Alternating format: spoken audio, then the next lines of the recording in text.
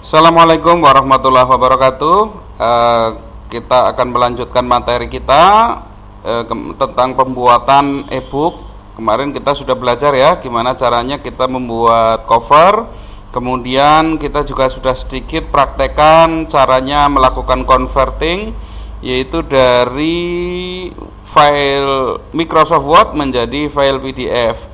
Oke, untuk sahabat, nanti untuk teknik penulisan dalam artian bagaimana menulis, bikin spasi dan lain sebagainya, tentunya itu adalah materi dari Microsoft Word yang sahabat-sahabat bisa dapatkan tutorialnya di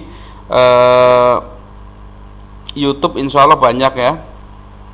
Nah, yang akan saya bahas adalah di sini teknik penulisan, bukan teknik mengetiknya ya. Jadi teknik penulisannya.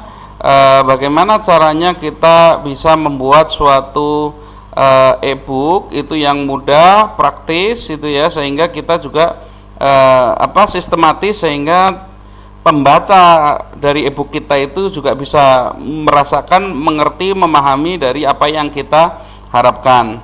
Untuk pertama kali tips-tipsnya ya untuk menulis e-book, ini saya perbesar saja ya. Nah, ini ya tips-tipsnya. Ini tips-tipsnya ya, diantaranya adalah yang pertama tentunya kita harus tentukan dulu temanya ya. Kita harus tentukan tema di sini.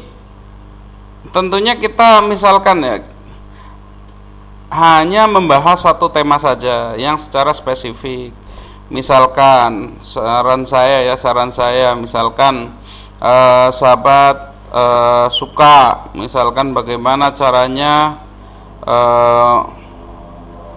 membahas bisnis, tapi bagaimana cara memarketingkan, ya cukup bahas saja urusan marketing saja, nggak perlu membahas masalah pembukuan, nggak perlu membahas masalah manajerial, nggak perlu membahas masalah katakanlah cara bikin brosurnya dan lain sebagainya, tapi fokus kepada strateginya, misalkan seperti itu.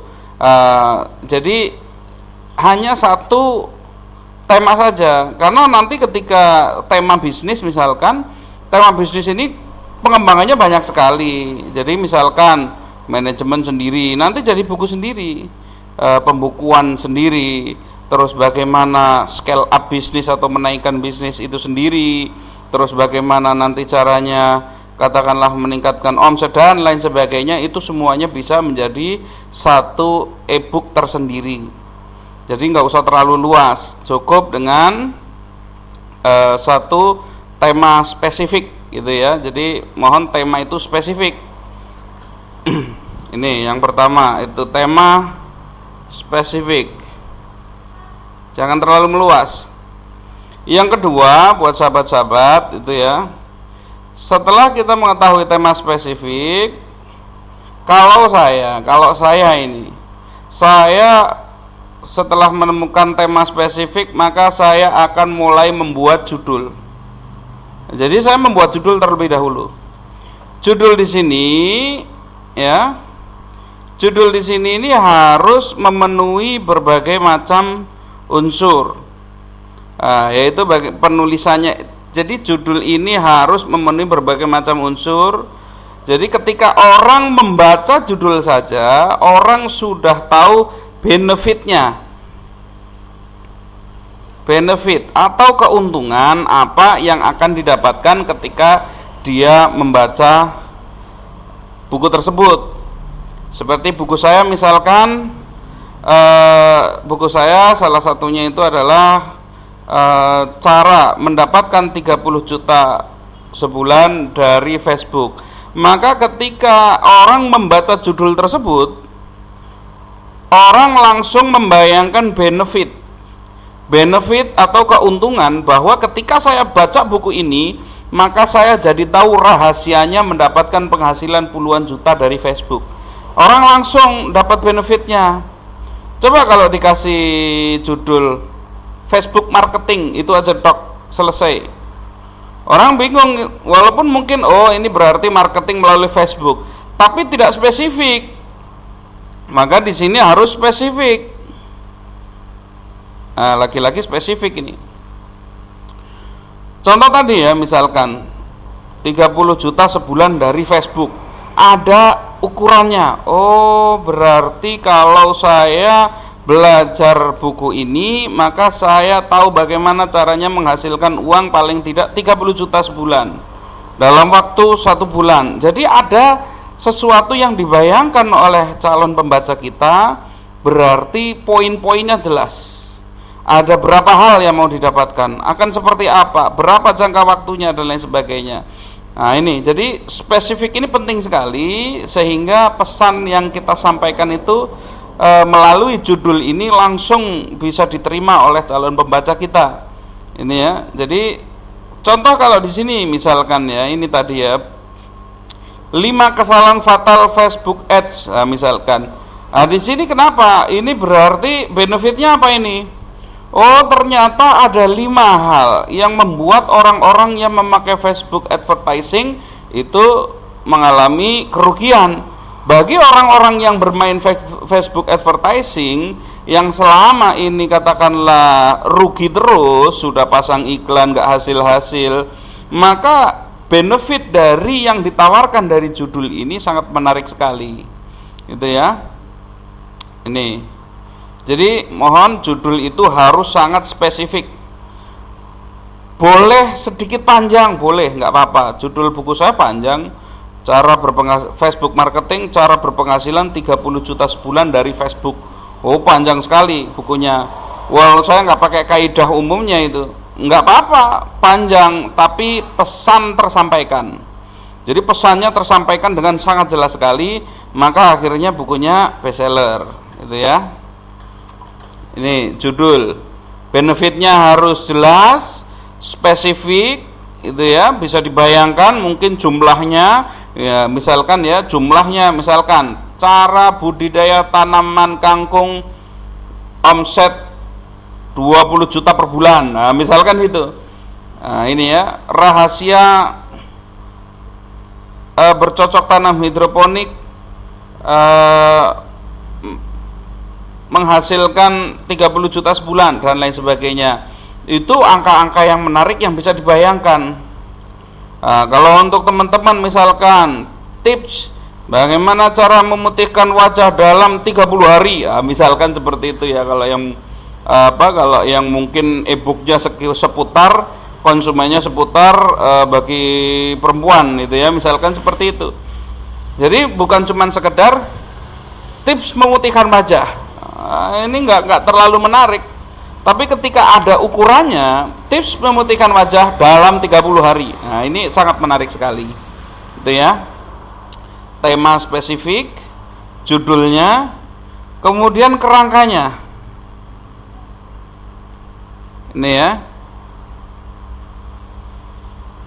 Kerangka ini penting sekali, maka kalau saya itu membiasakan diri membuat kerangka terlebih dahulu, baru nanti dikembangkan. Jadi kerangka itu saya buat dulu, misalkan satu, misalkan ya, saya kasih ini satu, misalkan pendahuluan.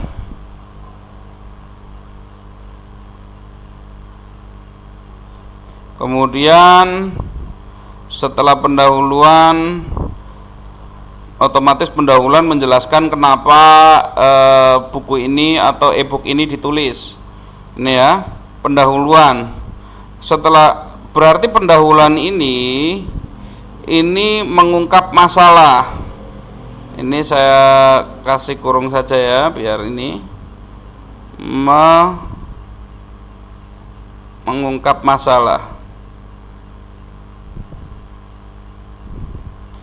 Jadi pendahuluan ini mengungkap masalah, kenapa buku ini ditulis. Nih ya, kenapa buku ini ditulis. Ini penting sekali. Jadi setelah adanya judul, kemudian ada kerangka, pendahuluan, sampaikan kenapa persoalan-persoalan yang terjadi di masyarakat atau yang sering ditemukan oleh pelaku bisnis atau mungkin oleh pemain online dan lain sebagainya, tergantung dari tema yang mau sahabat buat. Ini ya, mengungkap masalah terlebih dahulu. Ini ya, baru kemudian mungkin akan ada upaya yang sudah dilakukan.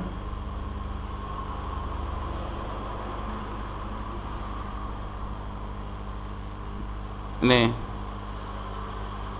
upaya-upaya yang sudah dilakukan selama ini, tapi intinya di sini gagal atau belum memuaskan.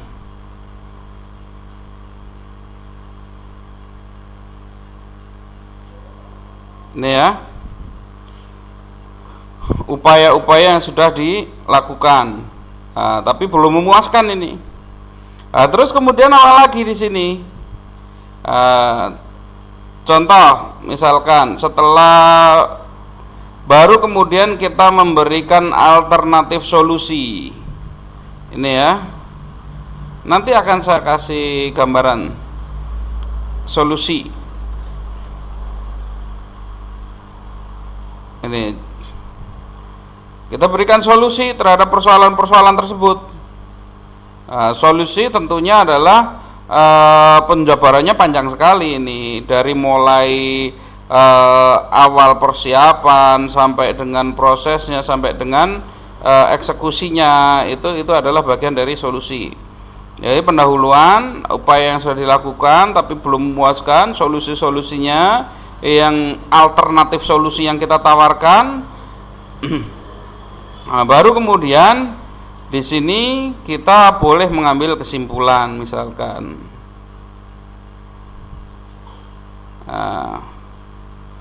boleh mengambil kesimpulan baru penutup. Misalkan seperti ini, nggak usah panjang-panjang, ini dijabarkan nanti sudah cukup banyak gitu ya, nanti sudah cukup panjang ini. Nanti akan saya tunjukkan contoh sederhananya dari salah satu ebook yang saya buat. Saya post dulu ya videonya, saya cari dulu filenya.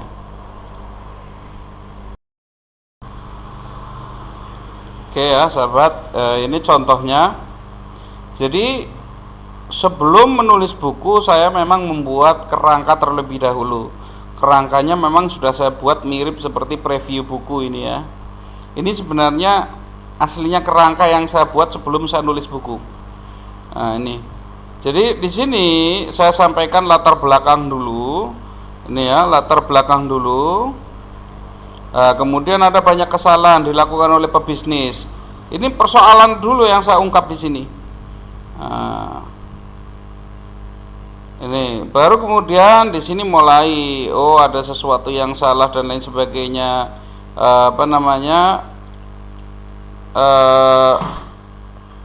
Nah di sini ada mulai membuka ke poin-poin itu ya, memilih produk, personal branding dan lain sebagainya. Ini tulisan ini pendek, ini hanya pendek-pendek. Nanti ini saya upload ya, nggak usah khawatir, nanti sebagai contoh. Jadi membuat kerangkanya seperti ini, saya membuat kerangkanya dari sedikit itu ya, jadi poin-poin ini aja ini yang saya jadikan kerangka. Dari poin ini saya kembangkan menjadi sedikit panjang, namanya preview, menjadi sangat panjang, namanya menjadi buku itu ya. Ini saya kasih contoh saja ya, bikin kerangkanya ya. Ini saya contohkan pendahuluan, pengungkapan masalah. Di sini saya contohnya adalah di sini nih. Ini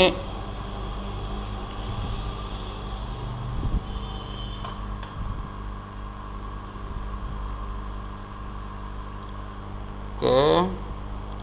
Ini pendahuluan mengungkap masalah, saya tampilkan di previewnya, di bagian previewnya. Ini ya. Ini juga langsung sekaligus di sini saya tampilkan untuk hal-hal yang sudah dilakukan oleh banyak orang itu. Ini berarti juga sama, saya tampilkan upaya yang sudah dilakukan, saya tampilkan di sini. Di bagian preview, solusi ini berarti membahas kerangka-kerangka yang harus dilakukan. Contohnya yang pertama, bagaimana mencari produk.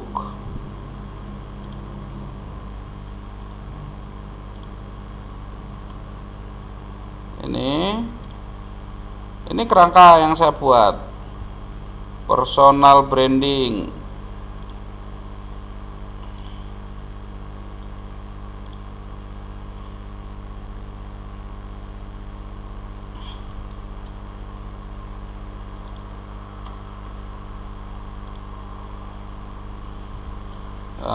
Terus product branding. Ini product branding di sini, kerangka-kerangkanya.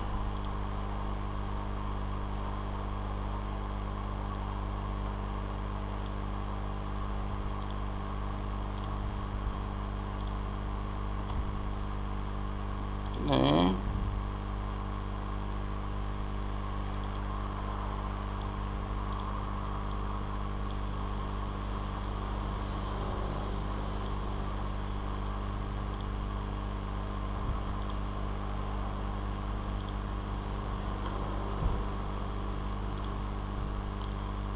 dan seterusnya lah ya, dan seterusnya, satu lagi lah, nggak apa-apa.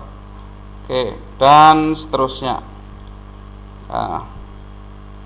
Jadi dari kerangka yang cuman sederhana seperti ini, kemudian nanti saya enter, kemudian saya jelaskan lagi.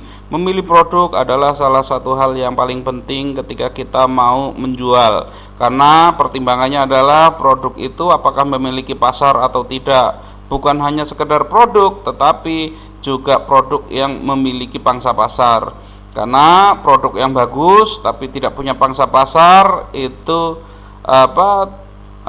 adalah pilihan yang buruk, dan lebih baik mungkin produknya sederhana tetapi dibutuhkan oleh pasar, maka itu adalah produk yang recommended. Misalkan seperti itu. Jadi diterjemahkan ini. Nanti personal branding tinggal diantar lagi. Diantar lagi, dijelaskan apa itu personal branding. Pernahkah Anda tahu ketika barangnya sama dijual oleh orang yang berbeda, si A menjual dengan cepat, hasilnya luar biasa, sementara si B berbusa-busa mati-matian menjualnya, ternyata tidak laku. Nah, ini sebabnya apa? Karena adanya personal branding. Misalkan seperti itu. Jadi setelah dibuat kerangka seperti ini, kita terjemahkan semuanya itu. Jadi kita terjemahkan, maka nanti penterjemahan ini nanti lama-lama akan jumlahnya puluhan halaman sampai dengan ratusan halaman. Itu tekniknya, sahabat. Jadi kerangka ini memang nggak harus baku seperti ini ya. Ini yang saya lakukan. Jadi kalau sahabat-sahabat mau bikin ya boleh, silahkan ikuti. Itu ya, silahkan, boleh seperti itu. Jadi sahabat tinggal ini dikembangkan saja, baru nanti menjadi satu buah e-book. Ini adalah tips atau cara membuat e-book yang mudah, simple, dan jelas,